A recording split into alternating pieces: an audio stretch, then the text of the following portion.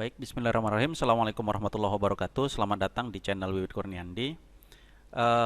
Kali ini saya akan bagikan bagaimana cara menggunakan Google Classroom bagi siswa. Karena apa? Karena dalam kondisi pandemi sekarang ini, Google Classroom menjadi salah satu pilihan bagi sekolah untuk melaksanakan pembelajaran secara daring.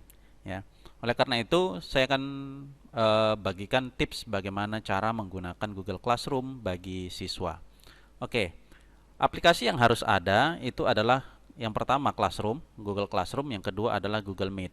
Ini untuk sharing eh, pembelajaran, materi dan lain sebagainya, tugas dan lain sebagainya. Sementara untuk Meet itu nanti digunakan untuk melakukan video conference atau VCon. Untuk menginstal ya seperti biasa dibuka Google Play Store-nya. Kemudian ketikkan Classroom. Nah, ini logonya seperti ini, Google Class. Kalau sudah diinstal, kalau belum diinstal silakan install, kalau sudah tinggal digunakan. Kemudian satu lagi adalah Meet. Ya, Google Meet, ini dia, Google Meet. Ini juga silakan diinstal. Kemudian adalah aplikasi pendukung, ada aplikasi pendukung yang sifatnya opsional, yaitu Google Dokumen. Ya, Google Dokumen ini sifatnya opsional ya. Jika masih memungkinkan untuk diinstal, silakan ini diinstal. Untuk dukungan jika ada materi atau tugas yang dia menggunakan file Google Dokumen atau file Word. Oke, langsung saja. Kalau sudah dibuka, ya, kalau sudah terbuka, yang pertama kita lakukan adalah buka Google Classroom-nya. Nah, tampilan awalnya barangkali ya, kalau masih belum pernah bergabung di kelas, itu tampilannya kosong, tidak ada kelas yang terdaftar. Cara untuk mendaftarkan kelas adalah dengan mengklik tanda plus di atas ini. Jika ini diklik, ada dua pilihan, ada gabung ke kelas, ada buat kelas. Untuk siswa silakan pilih pilihan gabung ke kelas. Gabung ke kelas. Nah, di sini akan diminta kode akses. Kode akses kelasnya itu silakan minta kepada wali kelas atau kepada guru pengampunya. Ya. Sebagai contoh, ini kode kelasnya adalah VDWKOPB misalnya. Ini kemudian klik gabung, ya. Maka kita akan terhubung atau masuk ke dalam kelas yang bernama kelas uji coba, ya. Ini sebagai uji coba saja. Artinya kalau sudah masuk begini, kita sudah bergabung di kelas tersebut. Kemudian di sini ada menu-menunya. Menu-menunya ada forum, ada tugas kelas, kemudian ada anggota. Nah, yang di forum ini fungsinya adalah untuk melihat pengumuman, kemudian tugas-tugas dan segala macam. Jadi semua yang diposting oleh guru itu akan muncul di sini, muncul di forum, ya.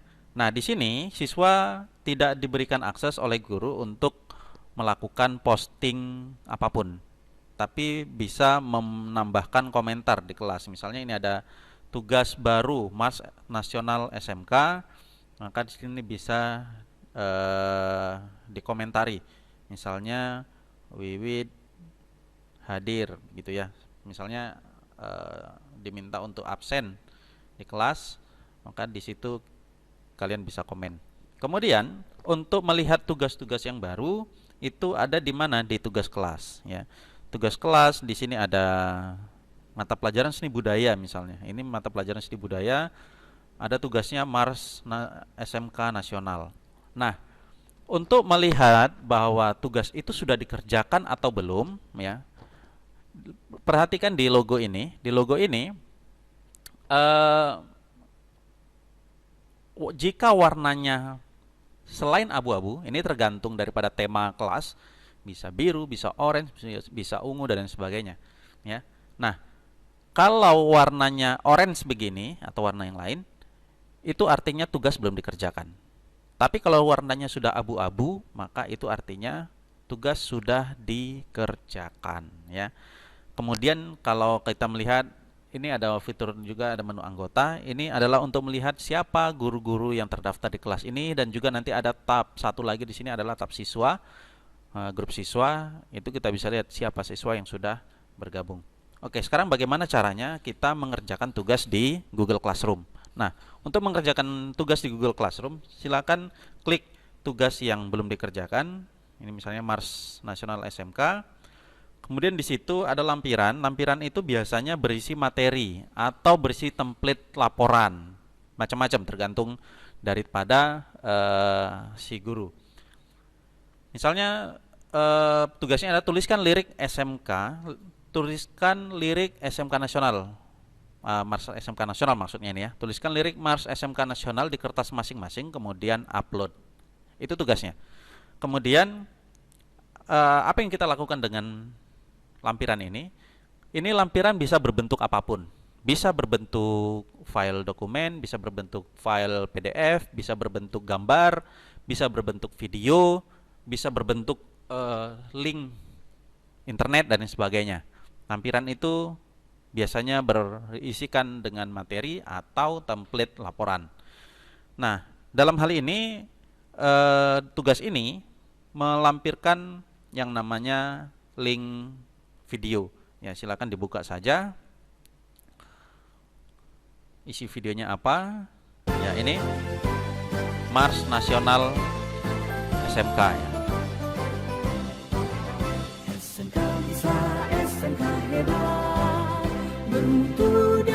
Oke. Ya, itu saja. Kemudian lantas kita kerjakan nih. Kalian kerjakan di kertas, misalnya ini sebagai contoh. Kemudian mau diupload. Untuk mengupload, klik tanda panah yang ada di bawah. Boleh klik atau di swipe ke atas. Nah, kemudian klik ini, tambahkan lampiran. Nah, kalau kita sudah punya filenya, ini macam-macam juga, kita bisa upload apapun. Jenis file apapun di sini. Bisa dari Google Drive, bisa berbentuk link, bisa dia file, bisa dia ambil foto, bisa rekam video, atau buat dokumen baru, buat slide baru, spreadsheet baru, ataupun PDF baru. Terserah mau yang mana. Kalau tadi perintahnya kita tulis di kertas kemudian diupload, berarti kita fotokan nih kertasnya. Atau boleh juga kalau kalian punya laptop atau mau kerjakan di Google Dokumen juga boleh, ya. Jadi itu tinggal kita kirim file. Dalam hal ini saya akan contohkan, misal kita kerjakan di sini di kertas, kemudian kita ambil foto. Karena itu yang paling gampang ya. Kerjakan di kertas, kemudian foto. Ya, silakan begini saja, ini sebagai contoh ya. Ambil foto. Kemudian kalau kurang bagus, ya pilih retake. Kalau sudah oke, ya klik oke.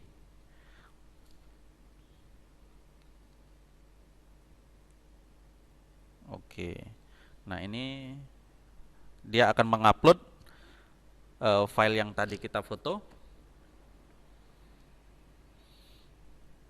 Kalau sudah, kemudian klik serahkan, ya, klik serahkan. Kemudian sekali lagi klik serahkan. Nah, kalau kita mau mengulang pengambilan foto, ternyata ada yang salah misalnya, kita bisa lakukan batalkan pengiriman dan kemudian lampirkan lagi yang baru, ya. Oke, itu saja. Kalau sudah diserahkan, nanti guru akan melakukan penilaian, kan begitu, ya. Nah, nilainya di mana? Nanti guru akan melihat, ya. Jadi ini saya masuk sebagai guru. Ini saya ada punya dua akun, ya, Ini saya dalam tutorial kali ini saya fungsikan sebagai siswa, sementara yang ini adalah sebagai guru. Nah, jadi dalam satu handphone itu kita bisa buat beberapa akun ya. Jadi di handphone ini kita bisa buat beberapa akun. Jadi teman-teman kalian yang tidak punya handphone itu kalian bisa bantu dengan meminjamkan handphone kalian, kemudian ditambah dengan fitur ini, tambah akun. Yang penting teman yang meminjam itu harus punya akun Gmail. Itu saja caranya, ya. Ini tidak akan saya demokan di sini untuk menambah akun nanti di tutorial yang lain. Oke. Saya masuk sebagai guru di sini. Kemudian tugas yang masuk itu contohnya tadi ini sudah ada siswa, ya. Saya akan lakukan penilaian. Misalnya. Nah, ini guru bisa melihat berapa orang yang sudah menyerahkan tugas, berapa yang belum, berapa yang terlambat, itu akan terlihat di sini. Ya. Nah, misalnya saya beri nilai, ini saya buka, oke. Saya beri nilai misalnya 100. Kenapa dibuang? 100, simpan.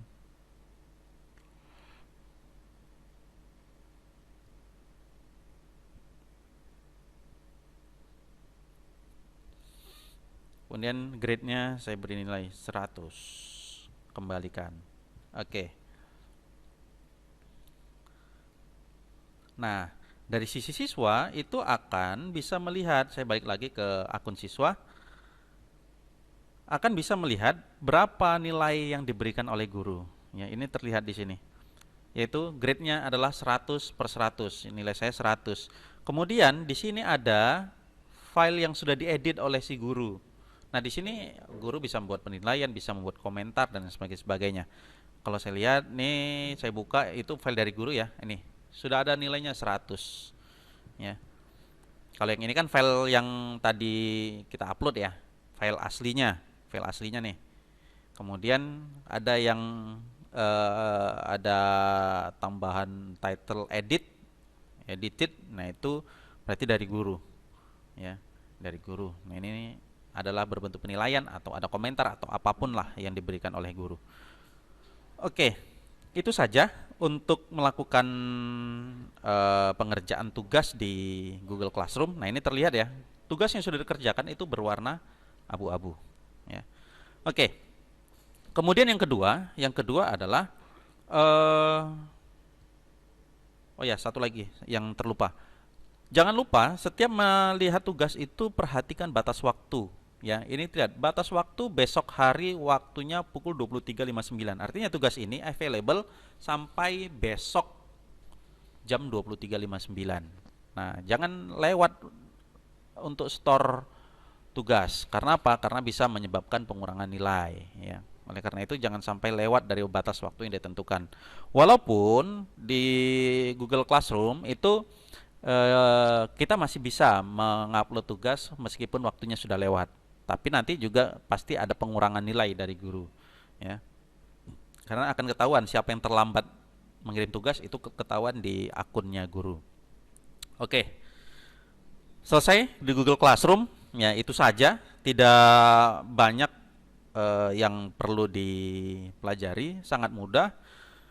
Berikutnya adalah di Google Meet. Ya, jadi pastikan ini sudah terinstall di Google Meet. Guru nantinya akan memberikan atau akan membagikan link untuk Google Meet-nya, untuk meetingnya. Biasanya misalnya di WA ya. Ya, kita buka misalnya WA-nya. Nah, ini misalnya meeting URL-nya. Jadi kalau kita sudah install Google Meet, ini langsung saja klik. Kalau guru sudah men-sharing link meet-nya atau kode meetingnya baik di Classroom tadi ataupun di WA Group, ya tinggal klik saja URL meetingnya. Maka nanti kita akan dibawa ke aplikasi Google Meetingnya. Jika Google Meetingnya sudah terinstall. Kalau belum, dia akan bawa kita ke Google Play Store. Nah, kemudian kita tinggal klik ini, Ask to Join. Ya, klik Ask to Join. Nanti guru akan melakukan approve terhadap permintaan kita, ask to join itu adalah permintaan untuk masuk ke Google Meeting ya, ke Room. Nah, kemudian ada tombol yang di atas ini di layar, itu nanti ada 3 tombol kalau sudah disetujui oleh guru. Ini nanti ada 3 tombol, satu lagi adalah tombol merah warna tombol gambar handphone, gambar telepon, gagang telepon warna merah. Fungsinya apa? Fungsi ketiga tombol itu yang pertama adalah ini. Ini fungsinya adalah untuk melakukan mute atau unmute mikrofon ya. Jadi etika dalam konferensi, dalam bervideo Vicon ya, Vicon itu adalah saat tidak sedang berbicara atau saat guru sedang memberikan pelajaran, etikanya ini adalah di mute dalam kondisi gini, merah ya, dalam kondisi warna merah. Itu artinya kalau kita ngomong ada suara di belakang itu tidak akan masuk ke dalam ruang konferensi. Kenapa? Karena kalau sudah masuk ke ruang konferensi itu akan menyebabkan interferensi dan teman-teman yang lain, peserta lain akan terganggu dengan suara itu dan tidak bisa mendengar dengan baik paparan dari guru. Seperti misalnya kalau kalian bisa melihat di DPR misalnya, itu kan setiap orang punya mikrofon di mejanya, kan gitu ya. Di mejanya itu ada mikrofon. Itu kalau pimpinan sedang berbicara atau rekan-rekan yang sedang berbicara, mereka akan mute semua mikrofon itu, mereka akan matikan. Tapi begitu diberi kesempatan untuk berbicara, baru mereka akan hidupkan. Sama. Jadi nanti kalau guru sudah memberikan paparannya, kemudian dipersilakan untuk bertanya, kalian silakan angkat tangan, dan sudah dipersilakan oleh guru, baru kemudian ini tombol mic-nya itu dimatikan. Nah, kalau sudah begini, artinya kalian boleh berbicara. Ya, baru boleh bicara. Kalau sudah dimatikan, baru suara kalian bisa masuk ke ruang konferensi. Oke, ini untuk tombol mikrofon. Kemudian yang tombol yang kedua adalah tombol kamera. Tombol kamera ini adalah untuk mematikan siaran kamera. Ya, jika kalian tidak ingin wajah kalian terlihat di ruang konferensi, supaya misalnya belum mandi atau apa ya, masih jelek gitu, ya silakan dimatikan saja. Dan ini juga untuk menghemat data. Dengan kalian mematikan kamera itu sedikit menghemat paket data ya, walaupun tidak terlalu banyak. Nah, itu tombol untuk di layar Google Meeting. Ya, jadi kalau tidak ingin di saat guru sedang paparan, ya silakan ini dimatikan, kemudian kameranya juga boleh dimatikan. Ya. Atau kalau kalian memang pede misalnya sudah mandi, sudah cantik, ya nggak apa-apa. Sarannya sebenarnya tetap kamera itu tetap on, dalam kondisi on, jangan di off kan, tetap dalam kondisi on. Supaya apa? Supaya guru tahu status kalian itu bagaimana, apakah sedang memperhatikan atau tidak, ya, ada orangnya atau enggak gitu ya.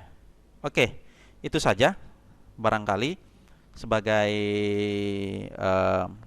tutorial untuk Google Classroom dan juga Google Meeting. Nah, jika ada yang mau ditanyakan silakan tinggalkan di kolom komentar. Sekian dari saya, sampai jumpa di video selanjutnya. Assalamualaikum warahmatullahi wabarakatuh.